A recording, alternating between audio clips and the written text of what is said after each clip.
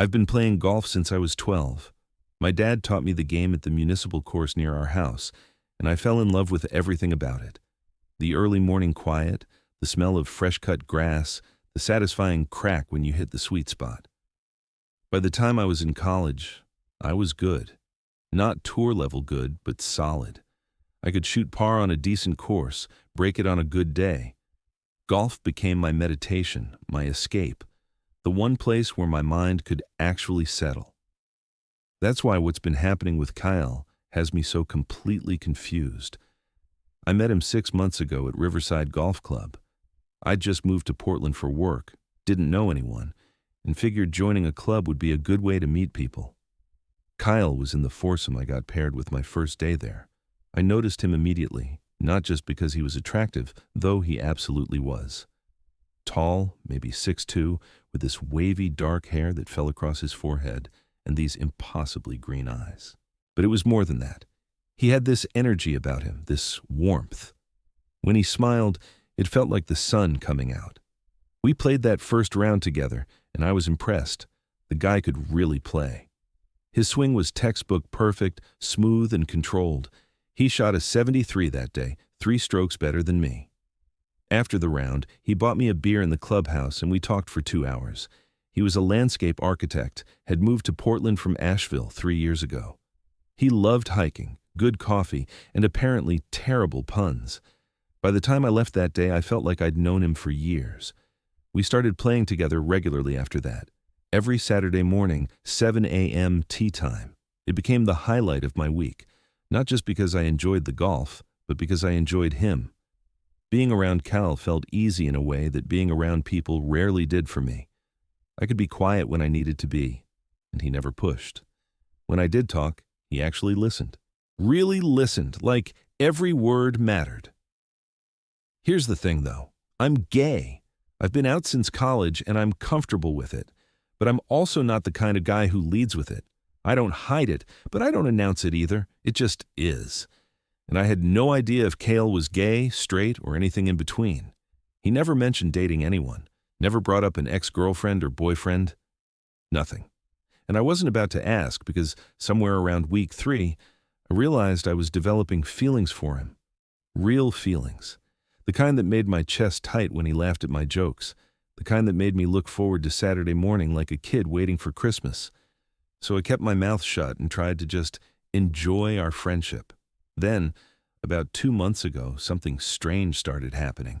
We'd be playing along, having a great round, and suddenly Cale would just fall apart. And I don't mean normal bad golf. I mean catastrophically bad. He'd shank drives into the woods. 4-putt from 12 feet. Hit 3 balls into the water on a par 3. It was like watching a completely different golfer. The first time it happened, I figured he was just having an off day. We all have them. But then it kept happening.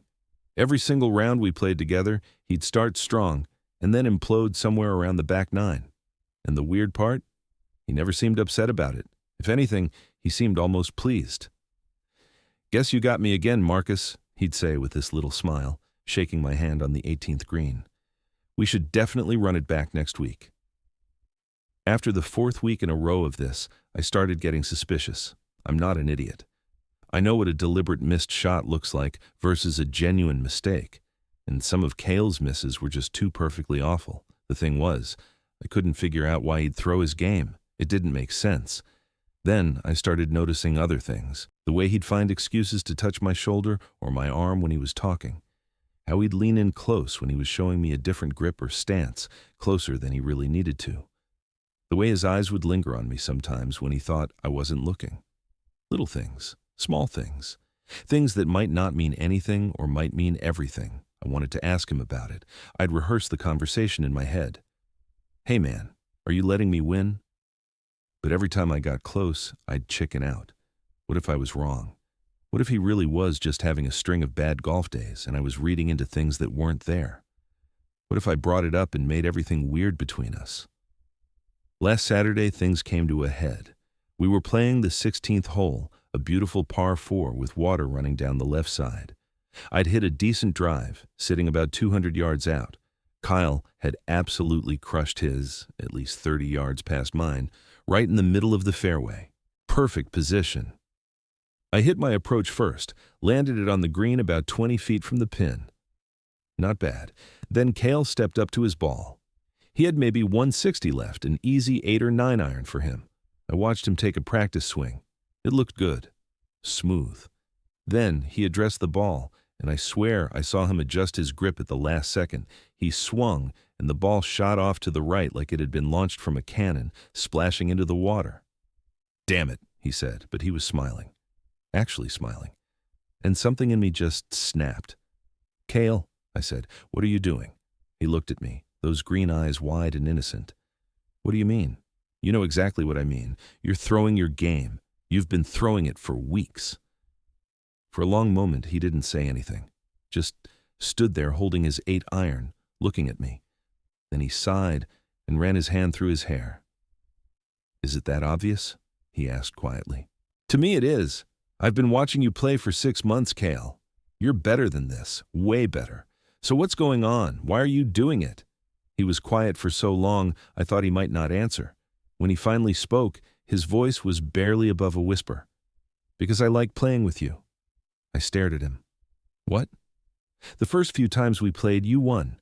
And every time you won, you'd say we should play again next week. So I thought, if I kept losing, you'd keep wanting to play, keep wanting rematches."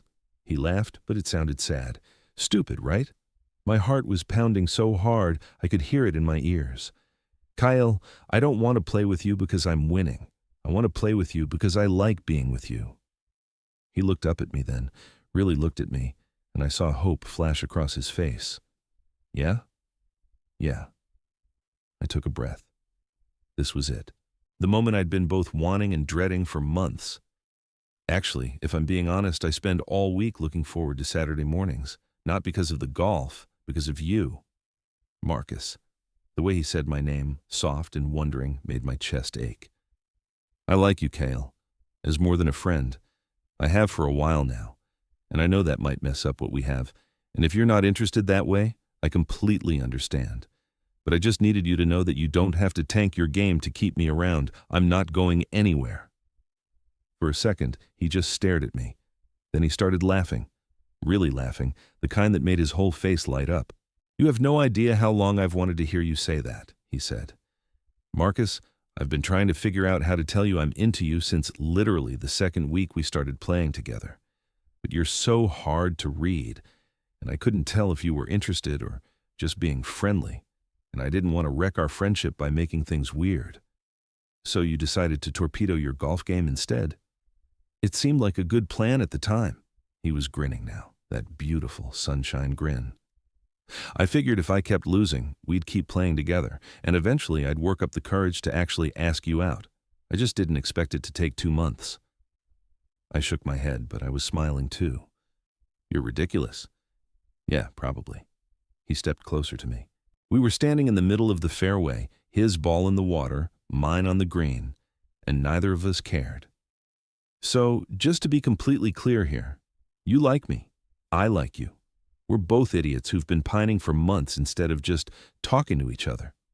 "That seems to be the situation, yes." "And you're gay?" "Because I'm gay, and I really hope I didn't just massively misread this situation." I laughed. "Yes, Cale. I'm gay." "Oh, thank God."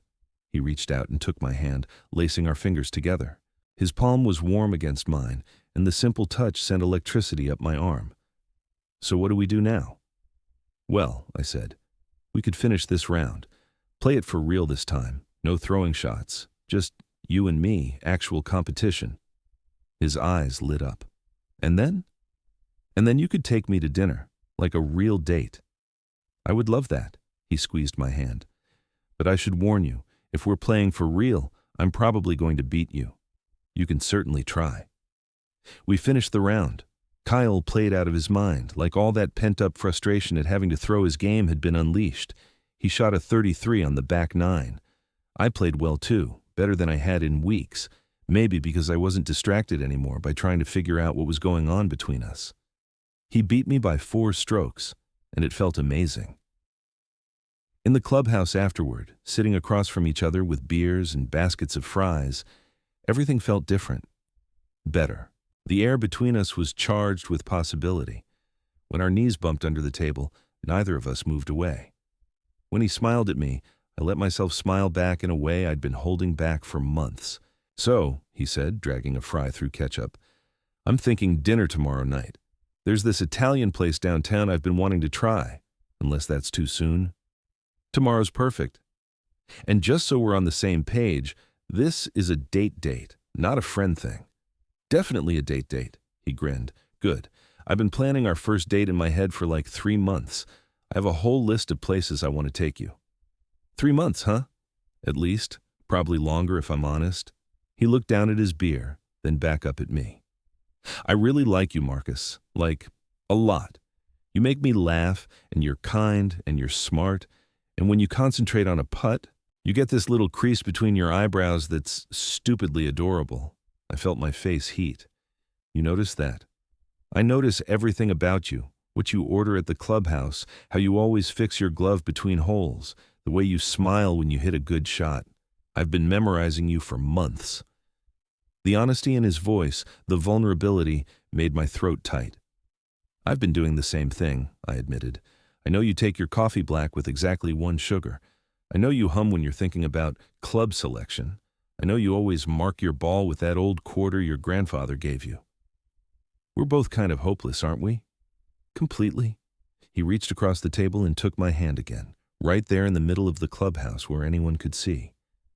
I didn't care. "Let them see. I'm glad you called me out on the course today," he said.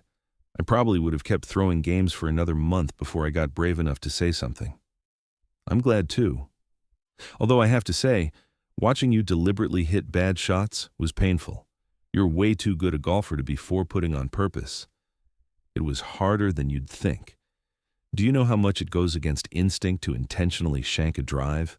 He laughed, "But it was worth it. Got us here, didn't it?" It did.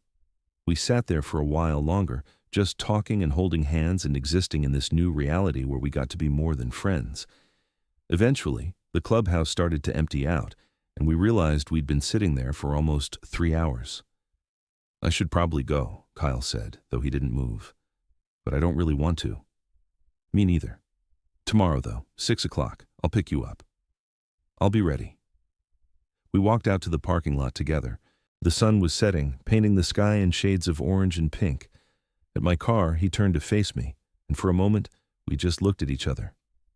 "Can I kiss you?" he asked softly.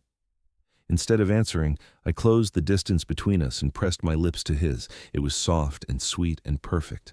When we pulled apart, he was smiling so wide I thought his face might split. "Definitely worth the wait," he said. "Definitely."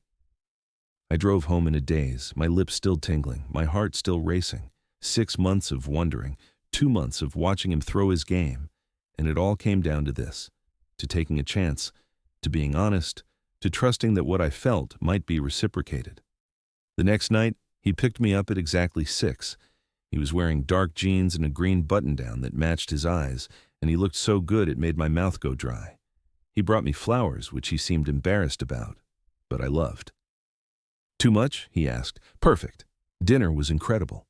Not just the food, though that was excellent, but the conversation, the way we couldn't stop smiling at each other, the way his foot found mine under the table and stayed there. We talked about everything and nothing, our families, our jobs, our dreams. He told me about growing up in North Carolina, about how he'd known he was gay since he was 14, but didn't come out until college. I told him about my own journey, about the friends I'd lost and the ones who'd stayed, about building a life that felt authentic. After dinner, we walked along the waterfront. The city lights reflected off the Willamette River, and the air was cool but not cold. Kyle took my hand as we walked, and it felt like the most natural thing in the world. "So," he said, "confession time. I may have already planned our next 5 dates in my head." "Only 5? Okay, maybe 10. I'm a planner. Sue me." "Tell me about them." He launched into this elaborate description of all the things he wanted to do with me. A hike up to Multnomah Falls, a concert at the Crystal Ballroom, brunch at this place that supposedly had the best pancakes in Portland, a trip to the coast to watch the sunset, each idea more thoughtful than the last. "You've really thought about this," I said. I told you, I've been planning this for months. I had a lot of time to think while I was intentionally hitting balls into water hazards. I laughed and pulled him closer. Well, I'm looking forward to all of it, but especially this. I kissed him again, right there on the waterfront with people walking past and the river flowing beside us. He kissed me back like I was something precious, his hands gentle on my face. I'm really glad you're a bad liar, I said when we broke apart. Wow. What? On the golf course. You're a terrible liar. If you'd been better at faking bad golf, I might never have figured it out. He grinned. Guess it's a good thing I'm honest to a fault then. Guess so. We're still playing golf every Saturday morning, but now Cale actually tries to win, and the competition is fierce. We trash talk and celebrate good shots and commiserate over bad ones. And when we're done, we go back to one of our places and spend the rest of the day together. Sometimes we watch movies, sometimes we cook, sometimes we just talk for hours. Last week, after he beat me by 2 strokes, he pulled me close in the parking lot and said, "You know, I'm glad I don't have to throw my game anymore, but I'd do it again in a heartbeat if it meant getting to be with you." You don't have to, I told him. I'm not going anywhere. Promise? Promise. And I meant it. Because this thing between us, it's real. It's built on early mornings and terrible puns and the courage it took to finally be honest about what we wanted. It's built on friendship and attraction, and the simple joy of being with someone who sees you and likes what they see. I spent months wondering if Kyle could ever feel the same way I did. Turns out, he was wondering the same thing about me, and all it took was one confrontation on the 16th fairway to change everything. Best round of golf I ever played. Total_char_count 16,847.